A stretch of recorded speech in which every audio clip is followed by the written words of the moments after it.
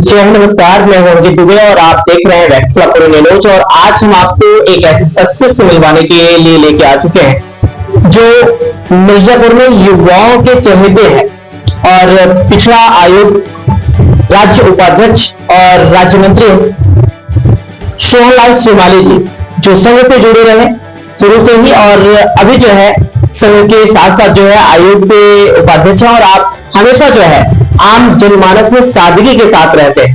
तो आइए उनसे मिलते हैं और जानते हैं उनके बारे में, क्योंकि संघ का शताब्दी वर्ष चल रहा है। तो आइए मिलते हैं। सबसे पहले स्वागत है आपका। नमस्कार। आपके सम्मानित चैनल से जुड़े सभी श्रोताओं दर्शकों को हमारी तरफ से सादर नमस्कार। नवरात्र पर्व आ रहा है।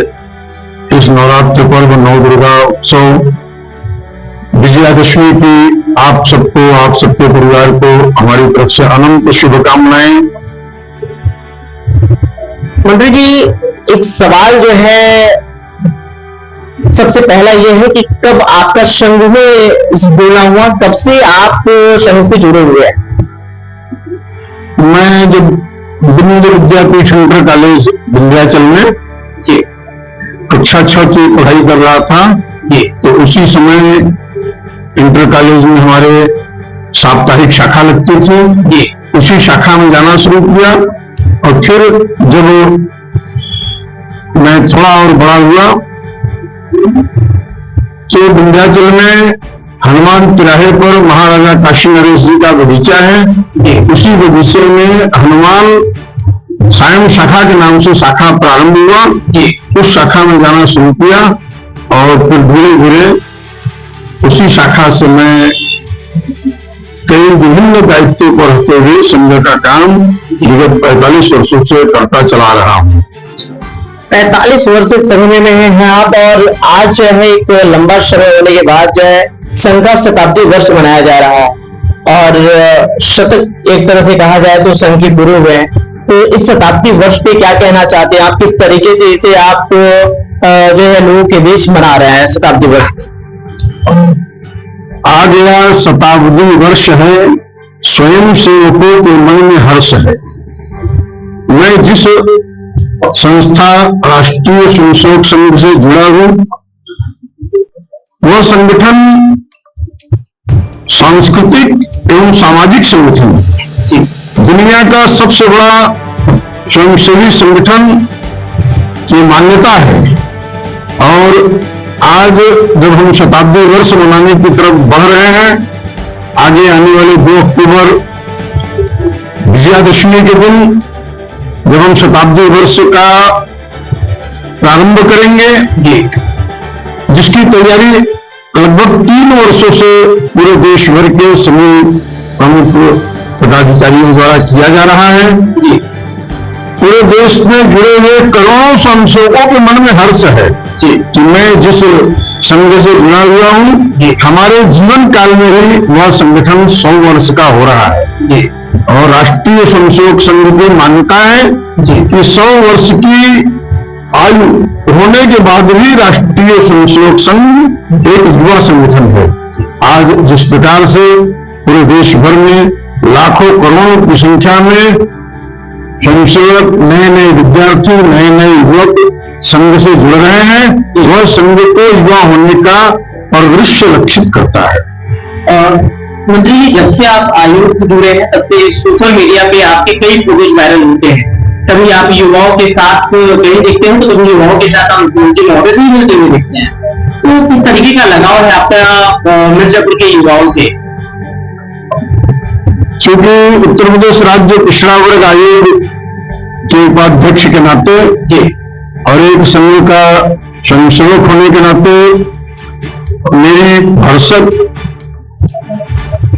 इच्छा रहती है कि अधिक से अधिक युवक, अधिक से अधिक नौजवान हमारे साथ जुड़े और जुड़ करके ऐसे स्वयंसेवी संगठन से जुड़ करके राष्ट्र की सेवा करें। क्योंकि जिस प्रकार का माहौल चल रहा है, जिस प्रकार से युवा भटक रहे हैं, जिस प्रकार से युवाओं के अंदर कुछ दोष आ रहे हैं, जब राष्ट्रीय स्वयंसेवक संघ और राष्ट्रीय स्वयंसेवक संघ से बने हुए तमाम तमाम अनुसांगिक संगठन जैसे अखिल भारतीय विद्यार्थी परिषद, विश्व हिंदू परिषद, ऐसे अन्य दर्जनों संगठन, किसी न किसी संगठन में युवा जुड़ेंगे तो उनके मन में राष्ट्र के प्रति, देश के प्रति, अपने हिंदू समाज के प्रति जो भाव रहेगा वो निश्चित रूप से उनके भटकाव को दूर करेगा।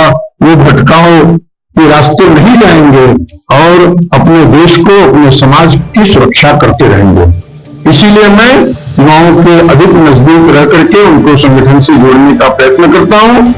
माननीय योगी आदित्यनाथ जी उत्तर प्रदेश के लोकप्रिय मुख्यमंत्री हैं और मेरा प्रयास रहता है कि मेरे साथ जो भी युवा जुड़े हैं ऐसे सभी लोगों को मैं समय समय पर माननीय मुख्यमंत्री जी का आशीर्वाद दिलाऊं, जिससे कि उनके मन में भी एक ऐसी प्रेरणा जगे, एक ऐसा भाव जगे, एक उनको गर्व हो कि मैं उत्तर प्रदेश के यशस्वी मुख्यमंत्री जी का आशीर्वाद प्राप्त कर चुका हूँ।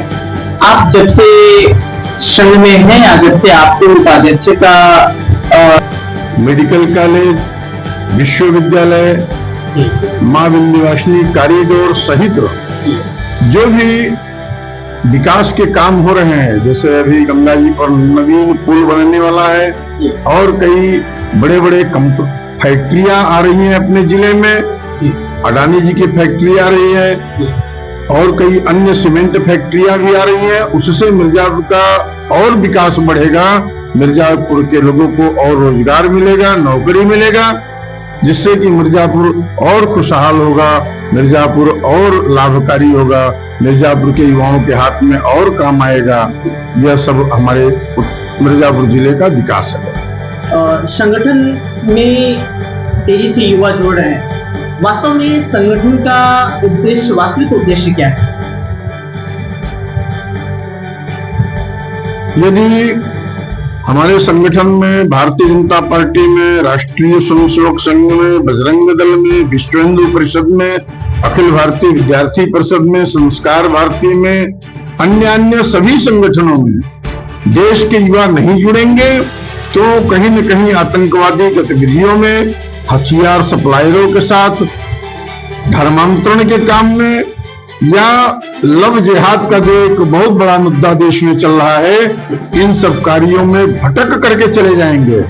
इससे समय है हम अपने देश के नौजवानों को बचावें, अपने देश के नौजवानों के राष्ट्र की मुख्य धारा में जोड़ करके उनको प्रखर देशभक्त बना करके इस राष्ट्र की, अपने धर्म समाज की, अपने सनातन धर्म की सुरक्षा के लिए उनको आगे ले आवें, जिससे कि हमारा देश सुरक्षित रहे, हमारे देश के ऊपर किसी भी प्रकार की आतताई शक्तियों का खतरा जो अभी मंडराने वाला है वह न मंडराए, इससे हम अपने देश की सुरक्षा कर सकें। इसीलिए अधिक से अधिक नौजवानों को राष्ट्रीय स्वयंसेवक संघ सहित भारतीय जनता पार्टी, विद्यार्थी परिषद, अन्य सभी संगठनों के साथ जुड़ना चाहिए।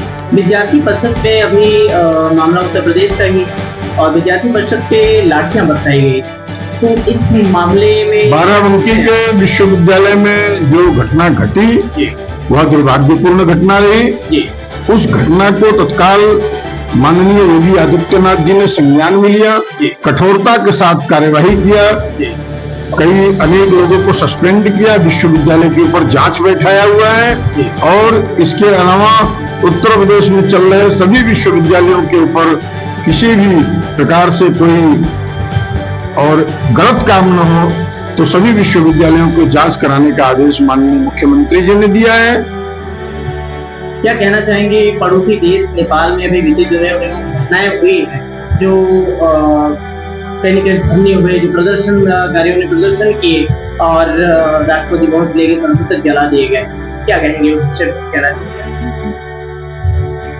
नेपाल देश दुनिया का ऐसा एक देश था जो हिंदू देश के नाम से जाना जाता था जी। हिंदू राष्ट्र के नाम से उसकी पहचान थी जी। नेपाल राष्ट्र में कुछ देश विरोधी शक्तियां खड़ी हुई, दूसरे देश के लोगों का हस्तक्षेप हुआ, जिसके कारण वहां का राजतंत्र खत्म हुआ और लोकतंत्र को ले आकर के जब नेपाल में जो काम करने वाले सरकार के लोग थे उन्होंने हिंदू समाज के प्रति देश विरोधी काम करना शुरू किया, जिसके कारण वहां का विद्रोह उठा। सारे लोग मिल करके अलोकतांत्रिक ढंग से देश चलाने वाले ऐसे धर्म विरोधी, राष्ट्र विरोधी लोगों को दंडित किया, और वही कारण था कि इतना बड़ा विद्रोह वहां पर हो पाया। हमारे भारतवर्ष में भी कुछ राजनेता सपना देख रहे हैं। अच्छा, उनको लग रहा है कि नेपाल की तरह विरोध भारत में भी होगा। ये उनका दिवा स्वप्न है। कभी वो इस प्रकार की मंशा यदि दिल में रखते हैं तो अपने पीठ को भी मजबूत करके रखें, क्योंकि यहाँ माननीय अमित शाह जी गृह मंत्री हैं, उत्तर प्रदेश में माननीय योगी आदित्यनाथ जी मुख्यमंत्री हैं। इतना डंडा बरसाया जाएगा उनके पीठ पर कि उनकी नानी याद आ जाएगी। भारत देश एक ऐसा देश है जिसके प्रधानमंत्री माननीय नरेंद्र मोदी जी हैं। नरेंद्र मोदी जी एक राष्ट्रभक्त प्रधानमंत्री हैं। ये देश के साथ कभी भी किसी भी प्रकार का खिलवाड़ सहन नहीं कर सकते। माननीय नरेंद्र मोदी जी ने कहा भी है कि यदि देश के ऊपर कोई खतरा मंडरा रहा है, देश के ऊपर टैरिफ लगा करके देश को असंतुलित करने का यदि कुचक्र किया जा रहा है, तो उससे हम सब लोग घबराने वाले नहीं हैं। डट करके उनका मुकाबला करेंगे, देश को झुकने नहीं देंगे, देश को टूटने नहीं देंगे, देशवासियों को डरने नहीं देंगे। ऐसा दिवा स्वप्न जो देख रहे हैं राजनेता कि भारतवर्ष में भी नेपाल की तरह, बांग्लादेश की तरह, श्रीलंका की तरह विद्रोह पनपेगा, तो वो भूल जाएं, क्योंकि जो भ्रष्टाचारियों की सरकार थी वो खत्म हो चुकी है। अब देश और प्रदेश में ईमानदारों की सरकार है, देश और प्रदेश में काम करने वालों की सरकार है, देश और प्रदेश में सबका साथ, सबका विकास, सबका विश्वास लेकर के चलने वाली माननीय नरेंद्र मोदी जी, माननीय योगी आदित्यनाथ जी की सरकार है। इसलिए देशवासियों के सुरक्षा की पूरी गारंटी इन दोनों सरकारों पर है। इसलिए किसी भी प्रकार से डरने की जरूरत नहीं है। ये विद्रोह फैलाने का काम कौन कर रहा है? किस पर आप निशाना चाहते हैं?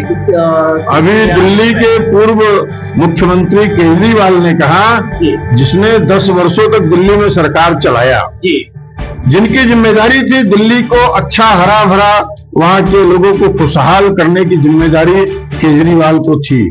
पर केजरीवाल जब हटा दिए गए, जिसके शौचालय केवल 65 लाख रुपए के थे, जो करोड़ों रुपए के संसाधन अपने मकान में लगा लिए थे, मतलब अपना अधिकार और मुख्यमंत्री होने के नाते उन्होंने केवल दिल्ली को लूटा, गरीबों को लूटा।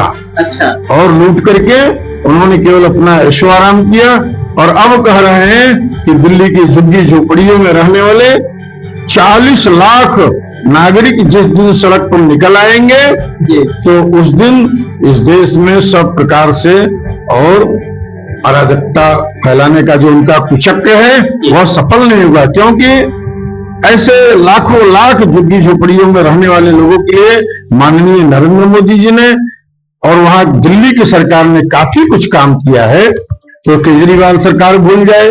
चंद्रशेखर रावण जो नाम का एक नया रावण पैदा हुआ है, वो भी इसी प्रकार का स्वप्न देख रहा है।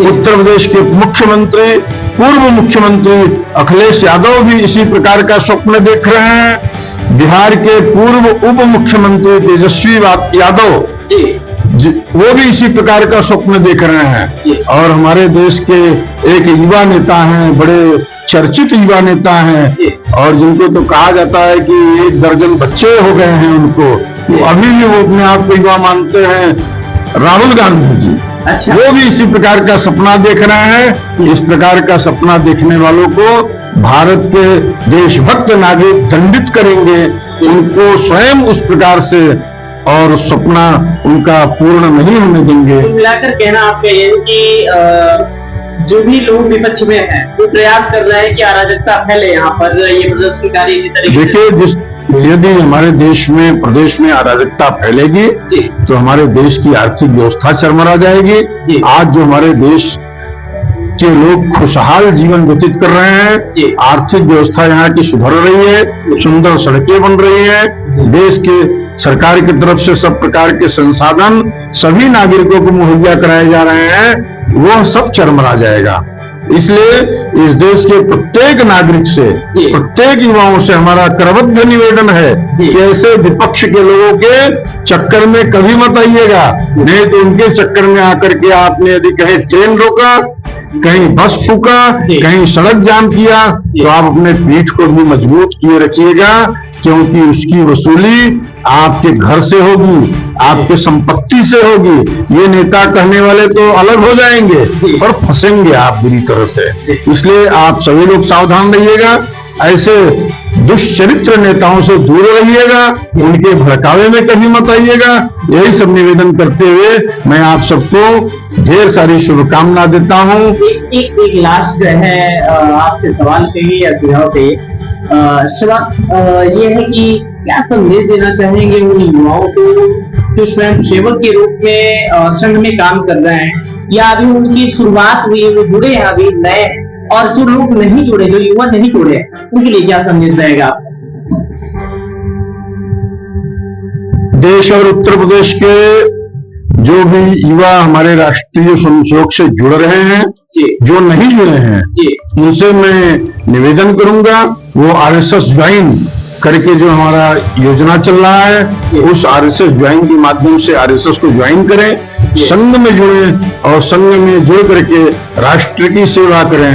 और इस शताब्दी वर्ष में जब हम 100 वर्ष का अपना शताब्दी वर्ष मनाने के लिए अग्रसर हैं, उसमें सभी अपना पूर्ण गणवेश बनवा करके संघ का पैंट, संघ का शर्ट, संघ की टोपी, संघ के बेल्ट, संघ के मोजे और संघ का जूता, तो सामान्य रूप से सभी काला जूता पहनते हैं, संघ का जूता और दंड लेकर के राष्ट्र सेवा के निमित्त आप आइए, शताब्दी वर्ष में संचलन में भाग लीजिए, शताब्दी वर्ष से जुड़े सभी कार्यक्रमों में बढ़ चढ़ करके आप हिस्सा लीजिए और आप प्रखर देशभक्त बनकर के इस राष्ट्र की सेवा में राष्ट्रीय स्वयंसेवक संघ के माध्यम से लगिए। यही हमारी आप सबको शुभकामना है, यही आप सबके लिए हमारा संदेश है, यही आपके लिए हमारा यह प्रेरणा है। हमारे साथ उपाध्यक्ष जी थे, उनसे बातचीत हुई। लगातार जो है सादगी से लोगों के बीच रहते हैं और युवाओं में पसंदीदा बन चुके हैं। आपका जो उम्र है, जो अनुभव है और जो सादगी, वो कहीं न कहीं मिर्जापुर में ही नहीं बल्कि संपूर्ण भारत पे जो है जहां पे जाते हैं, युवाओं में इनका जो है अच्छा पकड़ है और युवाओं में इनकी चर्चाएं हमेशा रहती हैं। तो मैंने आपको पूरी बातचीत दिखाई, आगे फिर मिलेंगे आपको अगले वीडियो में। जय हिंद, धन्यवाद।